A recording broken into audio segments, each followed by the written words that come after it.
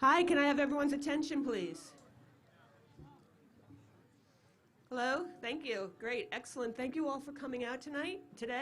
And I would ask if we could, if all those who are able would join me in standing and reciting the Pledge of Allegiance.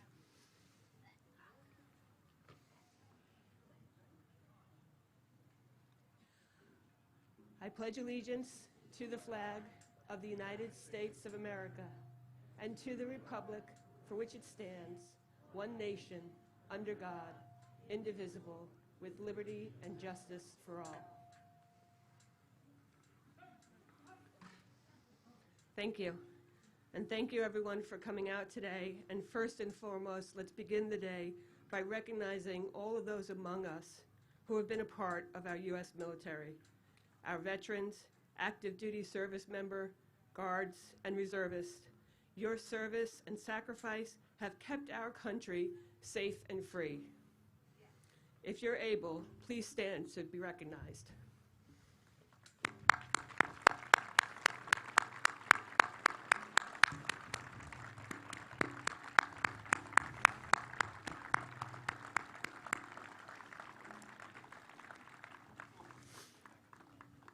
It is important to remember that veterans are defending us 365 days a year.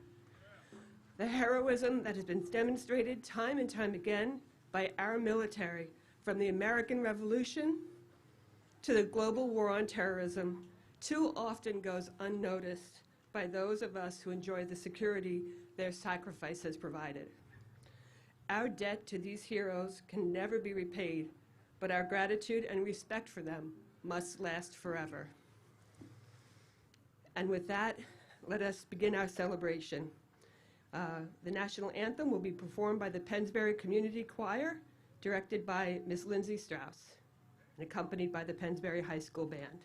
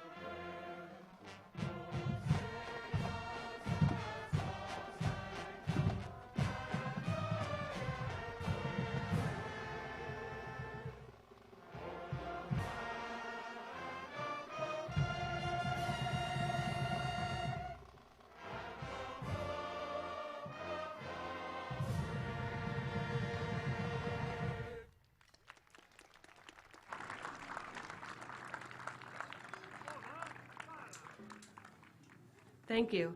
And with that, I would like to introduce you to Kirk Sabota, who will be introducing us to the Grand Marshal of today's parade. Kirk?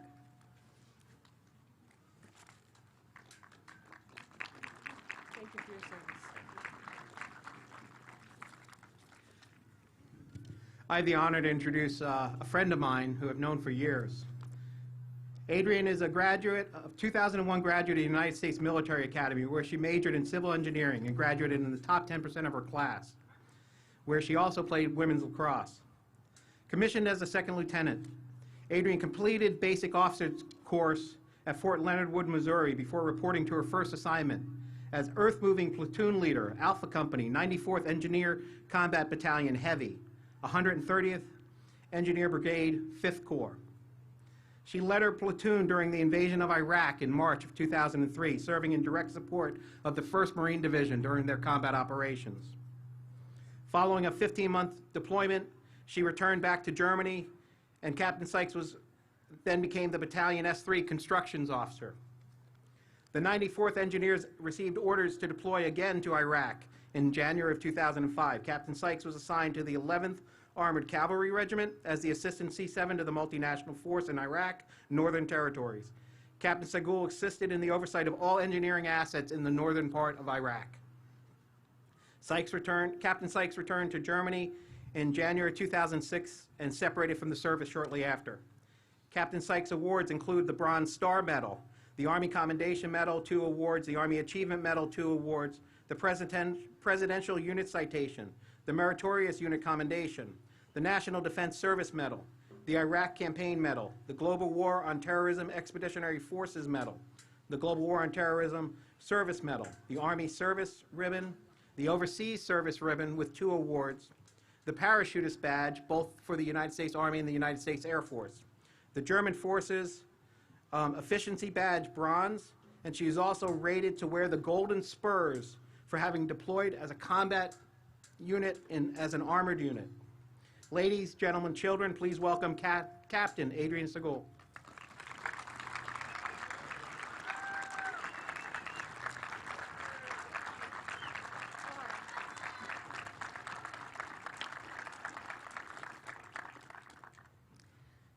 Distinguished guests, leaders, members of this community, my fellow veterans, and members of the armed forces currently serving, good afternoon, and thank you for your service many years before me and currently. First, thank you for honoring me as the parade marshal for Lower Makefield's 15th Annual Veterans Parade. The veterans present today in the audience, we served in different branches, we look different, different ages, different ethnicities, different backgrounds, but we all came together at some point in our lives. We set aside those differences. We put on uniforms of a common thread. We broke bread together and worked to accomplish a higher mission. We all served a common purpose, our country, this country. If I can quote Henry V's St. Crispin's Day speech, "We few, we happy few, we band of brothers, for he today that sheds his blood with me shall be my brother." No matter what branch you are, we are all kindred, we are all veterans. I often receive questions of, "You were in the military? You went to West Point? What was that like as a woman?" Personally, for me, I felt no different than my battle buddy next to me, unless it was pointed out. I have strong, smart women in my family that set an example for me early on to independence, resiliency, and to be vocal. I have 2 older brothers that served as my first informal drill sergeants as children here today with me. Along with my cousins, my oldest brother would organize us into platoons at family get-togethers, playing army games in the backyard, watching G.I. Joe, establishing a secure fort, and conducting reconnaissance. My middle brother is my best friend, blind to any attempt at me being less than his equal. Almost every neighbor growing up was a veteran of the service and would share stories with us. I listened to them. I saw their battle scars and their homemade tattoos, and developed a great respect and affinity for the military. They influenced many of my decisions and actions throughout the rest of my life. I was a good student, an athlete, and leader involved in my community and my church and my school. High school family friends introduced me to the idea of a service academy. I worked endlessly filling out those questionnaires and the essays, getting teachers to write letters of recommendations, attending the board nominations and programs at the academies. My efforts paid off, and I was academically accepted before my senior year. I received the surprise in-person nomination to West Point from Senator William Wreath in my physics class. It's a process that only if you want it and if you put the work in will you even have that chance to succeed.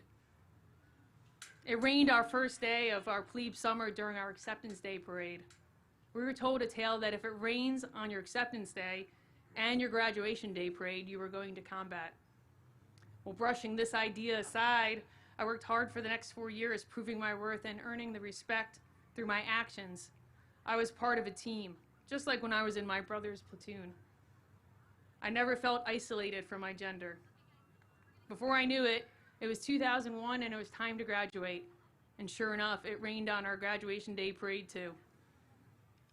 We all remembered that tale from 4 years previous. I received my commission as a second lieutenant and was off to my basic course at Fort Leonard Wood. It was during our land navigation exercise that we were notified of the attacks on the Twin Towers. I returned to my room between breaks and watched the footage on the news. I gathered with my classmates later to complete the night navigation exercise, and we all remembered what was told to us and what was about to come. On arriving at my combat engineering unit in Germany, I was able to quickly prove my athleticism and leadership skills, and they all were relieved that I actually studied engineering. I had an excellent and supportive platoon sergeant. He treated me like another soldier, as an equal and his leader, all at the same time.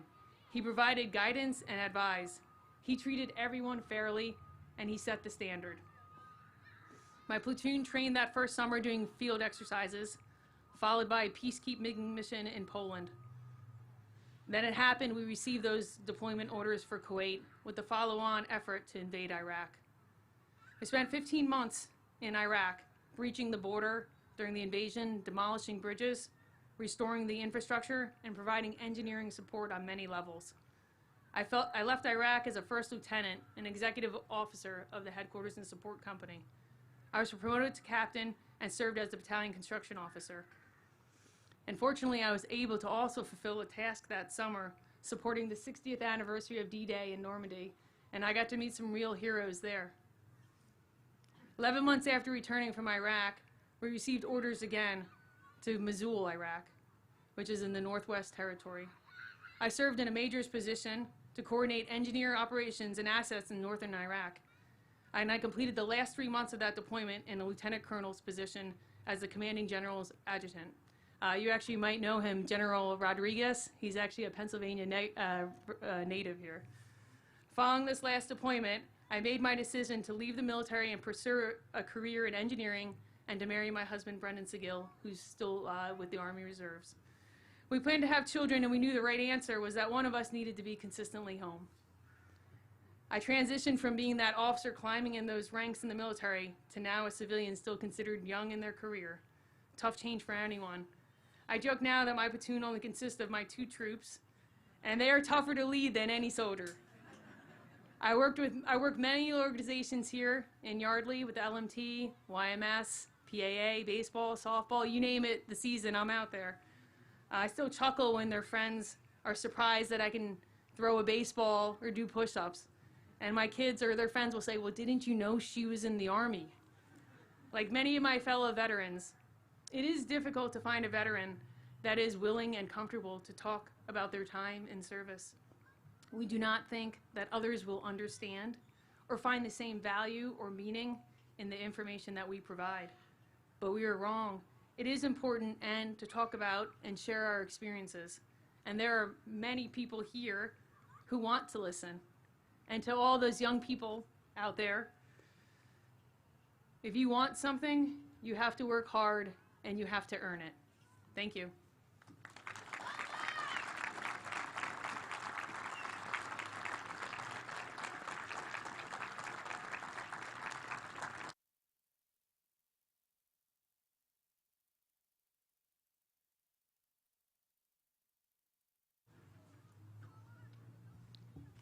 Thank you so much for that. And with that, we're moving on to another performance by the Pennsbury Community Choir, God Bless America.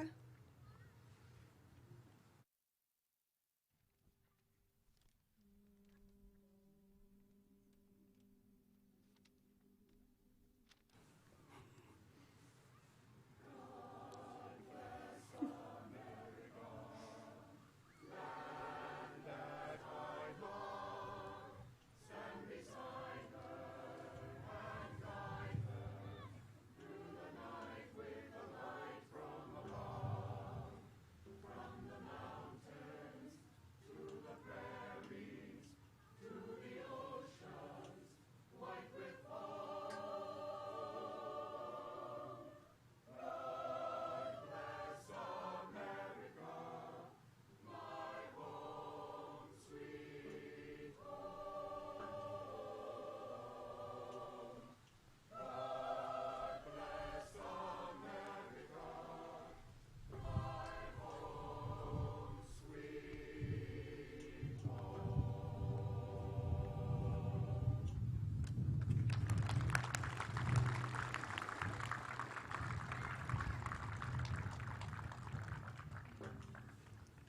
Thank you.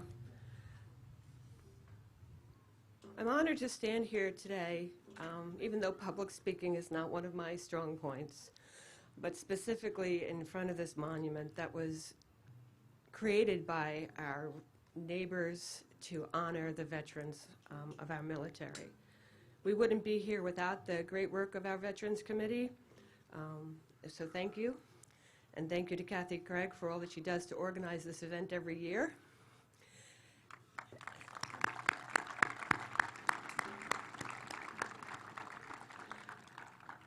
Specifically, this monument was designed by a veteran who is sadly no longer with us, but we'd like to honor his son now, Ryan Hoff, son of Dennis Hoff, the mason who helped build this monument in conjunction with the Veterans Committee and Premier Builders.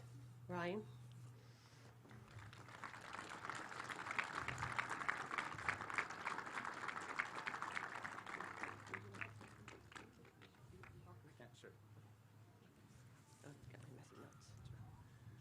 Thank you all for being here. My dad was a mason, and he's very proud of this. I remember my dad building this wall. The stories he would tell me at night. He's extremely proud to be the mason that built this wall for all the veterans in our area. My dad served in the Navy. It was in Vietnam on USS Kepler 765 destroyer. This was one of the final products my dad ever created. He passed away in July this past summer, and even when we were in hospice together, he remembers this wall, and he's extremely proud. So my family is tremendously honored that you would choose us for today. We thank you all for who served. Thank you so much.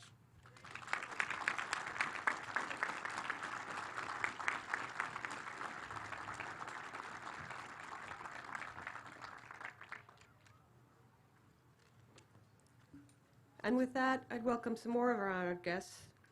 Perry, would you like to come up and say a few words? This is Perry Warren, the PA State Representative for this district. Thank you. It's great to see you all here today. We had this ceremony last year. It was live streamed, and a few of us were here to honor our veterans last year. Today, it's wonderful to welcome so many from the community back to the ceremony. And thank you to the organizers, the committee, Monica, Kathy, Kevin, Commanders Sabota and Smith for organizing and for your service last year, this year, and always. I was thinking about veterans and about when veterans really first gelled with me during the bicentennial in 1976. I was here in Bucks County. I was 12 years old, attending bicentennial festivities with my grandfather, who was too young to serve in World War I and too old for World War II. But his peers, his older friends, served in World War I, and many of them were still here celebrating the nation's 200th anniversary in 1776, and really thought about the impact that they made on our lives and on our families' lives and on our community. And at that time, I thought about the other veterans in my life, the World War II veterans who were my grandfather's older peers, and my step-grandfather and my father-in-law, who wasn't my father-in-law yet at that time, but my father-in-law both served in Europe in World War II, and my teachers, who were Korean veterans. And then my father served in the Air Force before the Vietnam War, but my parents' peers who served in Vietnam, and now today, I think right after we speak, we're commemorating the 30th anniversary of Desert Storm, and those veterans who are my peers. And now we have veterans joining us who served in Iraq and Afghanistan and other places overseas over the past couple decades, who are on the younger side of my peers and even the age of some of my children. So throughout our lives, veterans touch our lives, and we recognize and support. And today perhaps more than other days during the year, but every day, we thank you. We thank you for your service. It means a lot to us. Your service to our country, our nation, has been tremendous. Your continuing service today, both the veterans and the members of the armed forces who are here today, we thank you. We appreciate it. And this is your day. And thank you on behalf of all of our hearts in the community and the state. Thank you.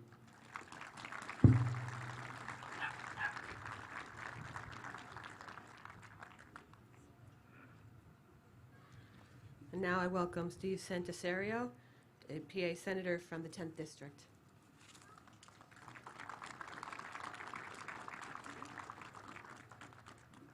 Thank you, Suzanne. Good afternoon, everyone. And I, too, want to extend my thanks to everyone who had a hand in putting this together. Today it was another great parade and another great ceremony, and I am honored to be able to share it with you. Shortly before I got down here today for the parade, I was up in Doylestown attending an Eagle Scout Court of Honor. And we had two young men who got their Eagle Scout awards today. And I noted at that time about how they had served their community and really what a good example they had become for their peers and hopefully would carry that forward throughout the rest of their lives. And I mention that because, for me, one of the things that all of you as veterans epitomize is a deep understanding and commitment to serving our nation and serving our community. And that commitment doesn't stop when you leave the armed services. Captain Seguil, you talked about all the activities you've been in since you've gotten here to the Lower Makefield community. And we were talking earlier about all the athletics and the different things that the kids can do. And hopefully one day, maybe you guys can do more push-ups than your mom, but I'm not sure. But that's just, your example is just one of many, many of our veteran community that continue to be leaders here in our community after they leave the armed services. So when we gather here today to commemorate Veterans Day, we do it to thank our veterans, obviously, for their service to our country when they did serve, but also to thank them for their continuing commitment after they served and everything they do day in, day out here in our community. Like Perry Warren, my father was a veteran. He served in World War II, fought in France and Germany, and in fact,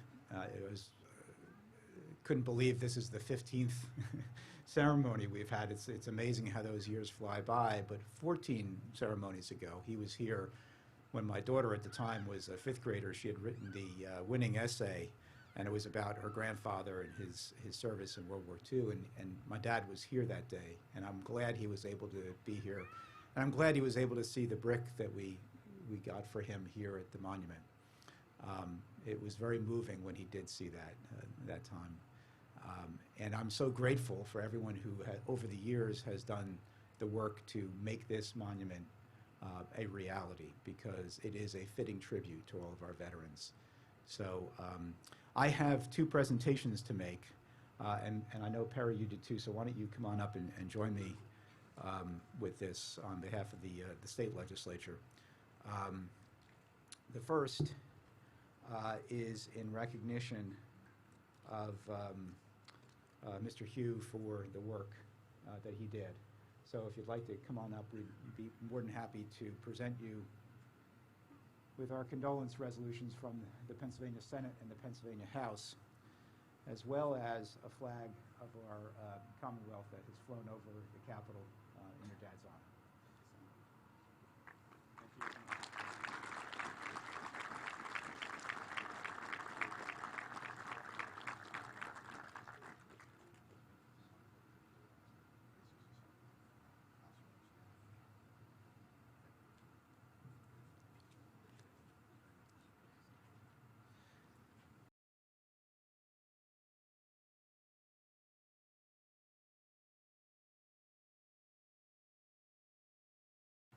With citations from both the Pennsylvania House and the Pennsylvania Senate in honor of your service and in the role you play here today, being honored. So we are grateful for that, and we have these citations as well as a flag of our Commonwealth that has flown over the Capitol in your honor. So, congratulations.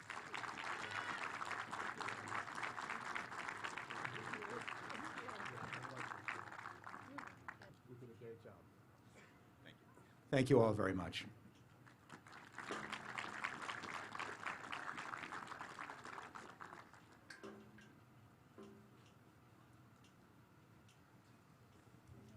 Now it's my pleasure to introduce Congressman Brian Fitzpatrick.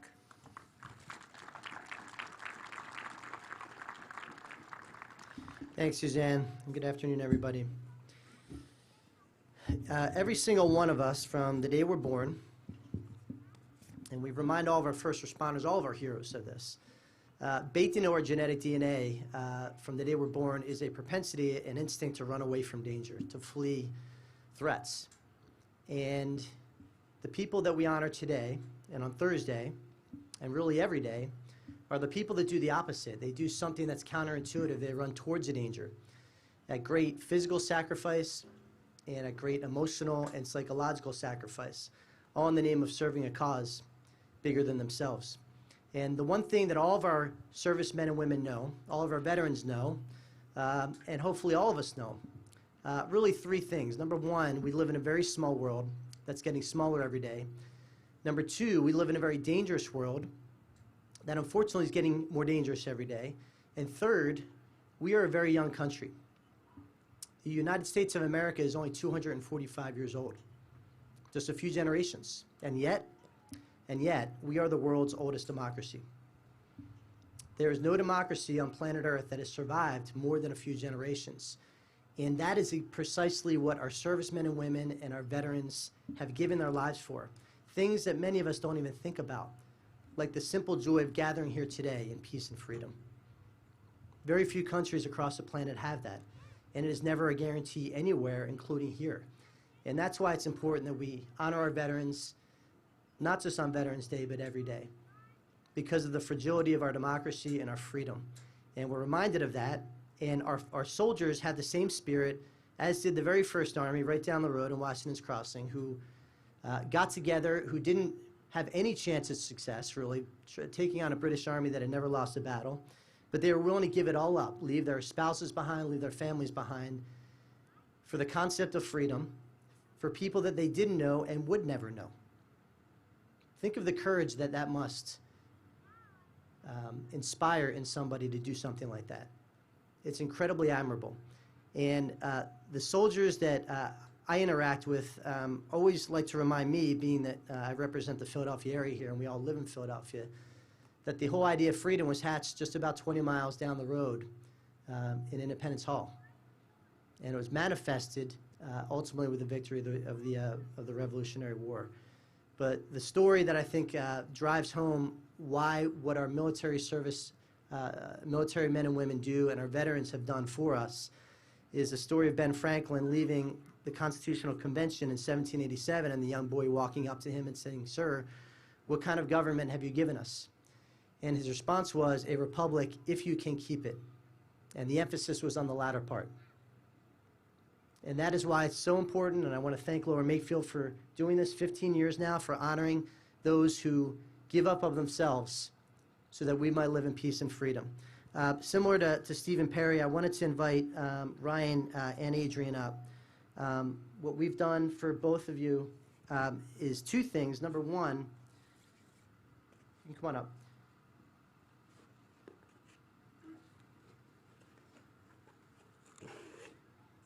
We've had a flag flown over the U.S. House of Representatives that I want to present to Ryan on behalf of Dennis.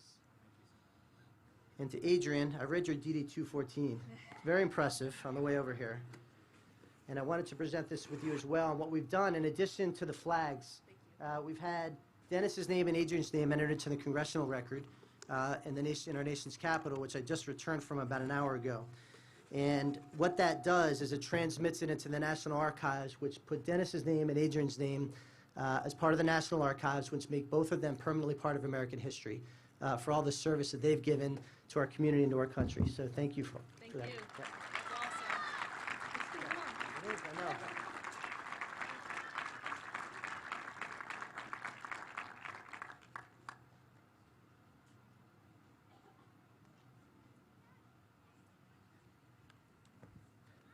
And now I'd like to ask Kevin Trevor to come up.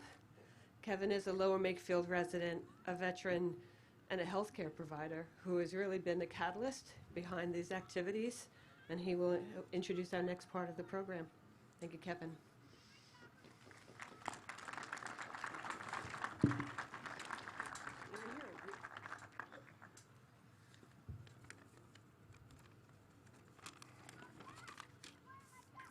First, I want to thank Parks and Rec and Public Works for their hard work today. They did a great job, and obviously we couldn't pull off something like this alone. I want to thank the Lower Makefield Township Police and firefighters for your continued service to our community. And some more thanks go to Kathy Craig. Kathy remains a continuous force in our community with this monument. She just never stops caring, never stops trying. These additional plaques probably wouldn't even be on the wall because our committee has gotten so much smaller over the years, but she remains committed to that.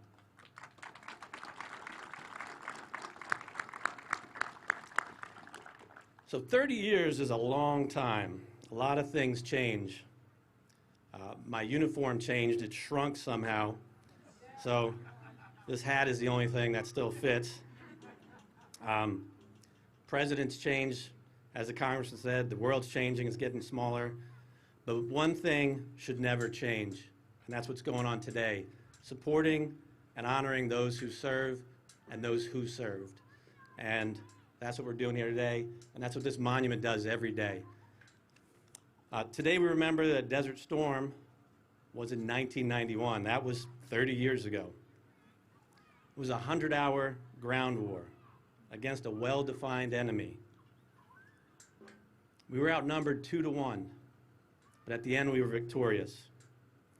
We came home, we had parades and celebrations, and we welcomed home troops in a way that wasn't seen since World War II. You know, as many of our Korea and Vietnam veterans will recall, there was no parades when they came home.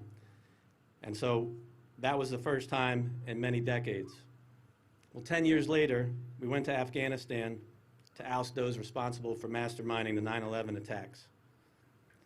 To give you a comparison, that lasted approximately 175,000 hours with a much different enemy, an enemy who could hide in plain sight. These troops served honorably, they fought incredible battles, they worked hard to make a difference. You know, we hear on the news that it wasn't a victory, but in the end, it was a victory. To me, in my eyes, and to many other people's eyes. They went there, they did their job honorably, and they came home. So they deserve our lifetime of respect, and I'll conclude this with a simple statement: welcome home.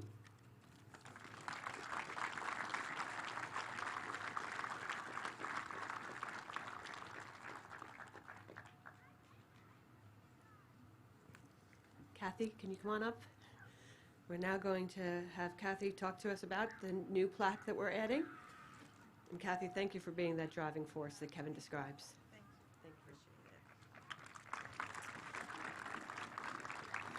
Thank you. Thank you. So I'm the Vice President of Veteran Square Foundation, and I've been involved with the creation, the fundraising, and building this beautiful monument from its inception in 2009 through its construction in 2014, and continuously as we add on to it with more veterans' names represented. I think when many people picture in their minds the typical veteran, an image of a woman doesn't first come to mind.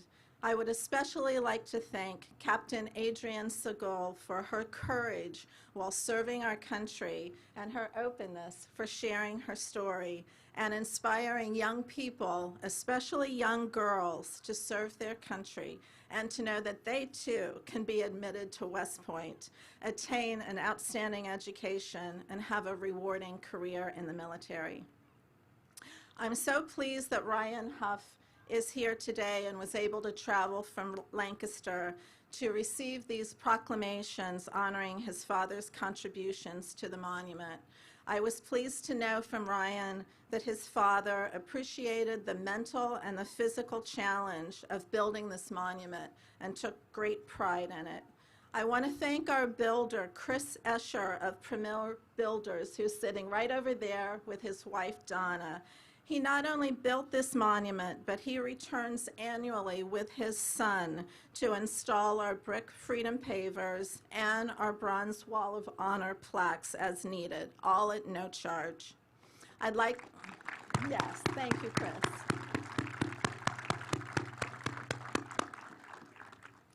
I'd like to acknowledge Rob Girandola, our sculptor, who is here someplace. Rob is a very talented sculptor who designed our beautiful eagle, Frida, who protectively looks down on all our veterans' names engraved on the Wall of Honor plaques. He designed the two lovely eagle bas reliefs that are on the end of the monument, and he also works with Chris and his son on the installation of those Wall of Honor plaques. So applause for Rob wherever he is. I've looked forward to this day for nearly a year. It was about 1 year ago that I assumed responsibility for collecting the names of Lower Makefield and Yardley veterans to be engraved on our 10th Wall of Honor bronze plaque. There was a lot of communication back and forth with the veterans listed or their families to obtain the information necessary for these engravings. But they also shared their stories with me, and I felt a personal connection with each name engraved on the plaque. The 90 names on this 10th plaque, bringing the total to about 900 names on the wall so far, represent the essence of our community and of family. In fact, one family member recognized the name of a veteran on this plaque and just recently shared with me that the other veteran had lovingly restored a dining room table, a treasured family heirloom upon which her family had enjoyed many holiday meals together. Within these 90 names, there are 11 family relationships where more than one family is represented, family member and represented and served our country. There are 3 sets of fathers with one son, the Bunn, Hunsinger, and Smith families. Ted is with us today. Ted. There are 2 sets of fathers with 2 sons, Kelly and Sheese. There's one family with 3 brothers and 1 son, the Chamberlains. There's one set of twin brothers, Alexander. One set with a grandfather and a grandson, DiGregorio. One set of men who married sisters, McDonnell and Vandermeer. There are 2 sets of husbands and wives, Donahue, who is a band parent, I spoke with her earlier today, and Fond. And on our next plaque, Captain Seguil will be represented, as will her husband. Besides these family relationships, there are neighbors. I am pleased to say that 3 young men in their early 20s who are my neighbors and went to school with my children are on this plaque. Holiday, Kaplan, and Pinto. I think it's extremely important to recognize these aren't just names on a plaque on a wall of a monument. They represent family, neighbors, community who came together to protect us at great personal risk to themselves. This 10th plaque is on the inside wall here by the flagpole. If your name is on that 10th plaque or that of your family member, could you please stand or raise your hand if you're already standing and be recognized?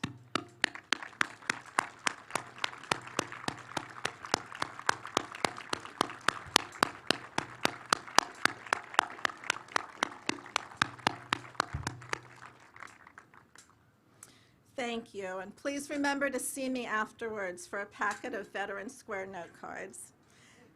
To all of you here, we continually accept names of Lower Makefield and Yardley veterans to be added to the wall. I've already started my list for the 11th plaque, and I have 6 names so far. You can pick up a business card from me, or there's some flyers on the table here. Anyone can purchase a brick freedom paver. Just visit our website at veteransquare.org. To our veterans present and their families, thank you for your service and sacrifice. In the words of Ted Lasso, my new favorite TV show, thanks to my kids, which is all about kindness, we appreciate you. We appreciate you. To the rest of us here, thank you for helping those who make freedom possible for us all.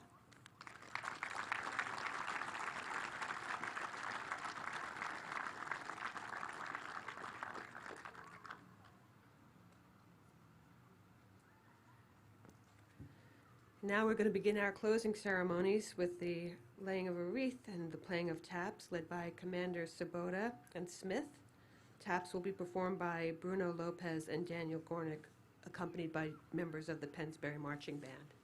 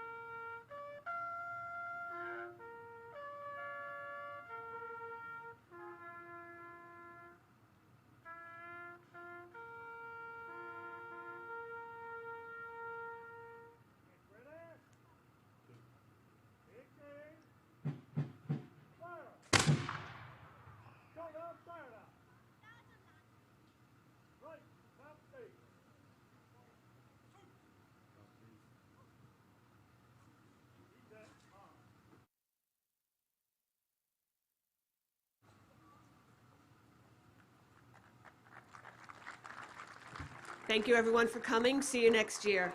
Enjoy the day.